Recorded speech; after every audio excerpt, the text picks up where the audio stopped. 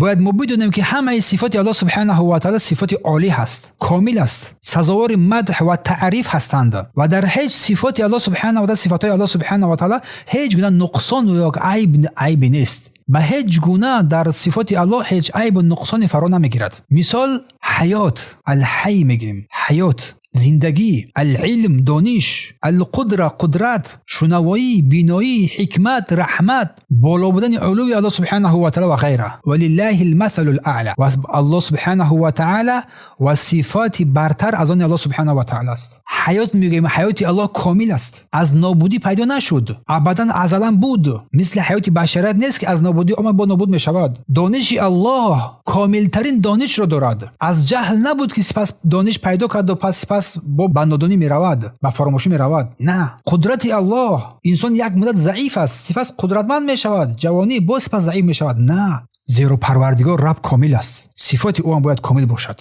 اگر صفت ناقص باشد و در آن کامل نباشد، پس برای او تعالی این ناممکن است. صفات هایی که ناقص هستند، ناکامل هستند، برای الله ناممکن است. این صفات ها غیر قابل قبول است. به مثال چیز؟ به مثال مرگ، این برای الله ناممکن است. انسان است که میمیرد، مخلوق است که میمیرد، اما خالق نمیمیرد. جهالت، نادانی، این برای مخلوق است، برای آفریده شده است، نه برای آفریدگار. معیوبی، کری، نابینایی و مثل این دیگر اینا برای الله سزاوار نیستند، اما برای مخلوقات هستند. اینا چون آفریده شده هستند، اما الله آفریدگار است. برای چی؟ زیرا مردمی هستند که الله را به نقصان میگیرند، کسانی هستند که الله را به نقصان میگیرند، نقصانی های در شأن الله سبحانه و تعالی میگویند، در حالی که الله نمیتواند ناکامل باشد. الله کامل است. پس ناکامل بودن این خلاف ربوبیت الله سبحانه و تعالی است. اگر صفت از یک جهت کامل و از جهت دیگر ناقص باشد، نه برای الله ثابت می شود، نه برای الله مطلقاً اثبات می شود، بلکه باید لازم است که در این تفصیلات ده شود.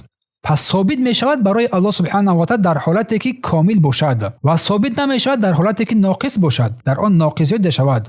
از قبیل فریب و نیرنگ، این را ما در الله بر الله واسطه نمیکنیم، اما در مقابل فریبگران الله سبحانه و تعالی، فریبگران در حیله و نیرنگ آنها چیز؟ آنها را واگذار میکند، فریبش میدهد. چون اگر هر کسی که اگر این کار را انجام میدهد، در مقابل دشمن خود با همان عملی که کرده بود ناتوان است. برای همین چیز در مقابل آن کسانی که حیله و نیرنگ میکنند در دین الله آنها را چی میکند؟ حیله و نیرنگ آنها را به حالت خودشون نگذارد. الله میفرماید که و یمکرون و یمکر الله والله خیر الماکرین. آنها مکر و حیله میکنند، نقشه کشی میکنند و الله نیز مکر و حیله آنها را باطل میگرداند و الله بهترین مکر کنندگانی که تدبیر کنندگان است. در سوره اعراف انهم یکیدون کیدا، الله میفرماید بیگمان که آنها که پیامبر صلی الله علیه و سلم را باور نمیکنند حیله های میکنند تا قرآن و رسول را دروغ بشمارند و باطل خود را برقرار بسازند. این المنافقین یخادعون الله، بدروز که منافقان الله را فریب میدهند و هم خادعهم و اذا قاموا الی الصلاة قاموا کسالی، منافقان الله را به گمان خودشان فریب